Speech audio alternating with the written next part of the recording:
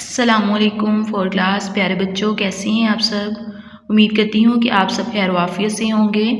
ہاں جی، تو پیارے بچوں، کل آپ نے جس سبق کی دہرائی کی ہے، امید ہے کہ آپ نے اس کو بہت اچھے سے یاد کیا ہوگا۔ تو جو بچے اپنا ہوم ورک اپلوڈ نہیں کر رہے ہیں تو وہ اپنا ہوم ورک جلدی سے اپلوڈ کریں تاکہ ٹیچر آپ کا ٹیسٹ چیک کریں۔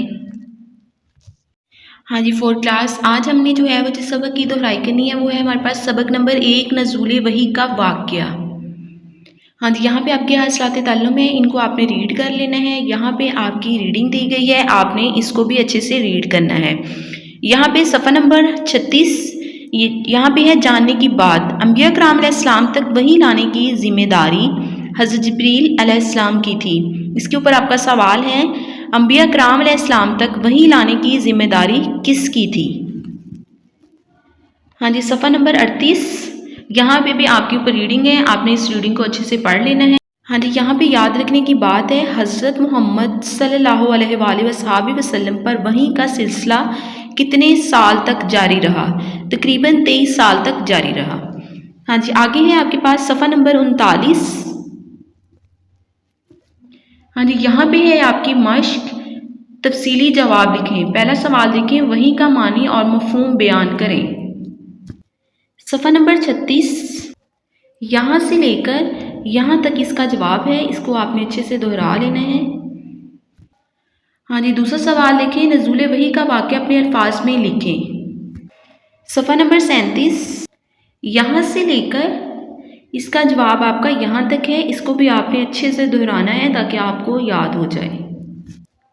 تیسرا سوال دیکھیں، حضرت خدیجہ رضی اللہ تعالیٰ عنہا نبی اکرم صلی اللہ علیہ وآلہ وصحبہ وسلم کو کن الفاظ میں تسلی دی؟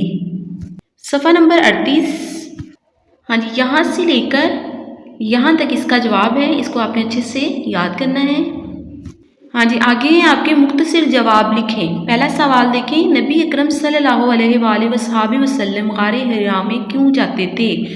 اللہ کی عبادت کرنے کے لیے جاتے تھے۔ دوسرا سوال ہے آپ کا، پہلی وحی کہاں، کب اور کس کے ذریعے سے نازل ہوئی؟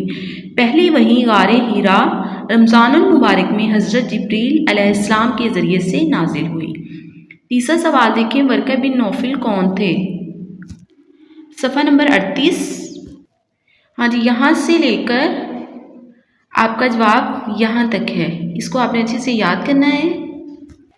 ہاں جی، آگے دیکھیں چوتھا سوال، ورقہ بن نوفل نے سارا واقعہ سن کر کیا کہا؟ صفحہ نمبر 38 ہاں جی، یہاں سے لے کر اس کا جواب آپ کا یہاں تک ہے۔ ہاں جی، آگے یہ والا سوال دیکھیں، سورۃ العلق کی پہلے 5 آیات کا ترجمہ لکھیں۔ صفحہ نمبر 37 یہاں سے لے کر یہاں تک ہے 5 آیات کا ترجمہ، آپ نے اس کو اچھے سے یاد کرنا ہے۔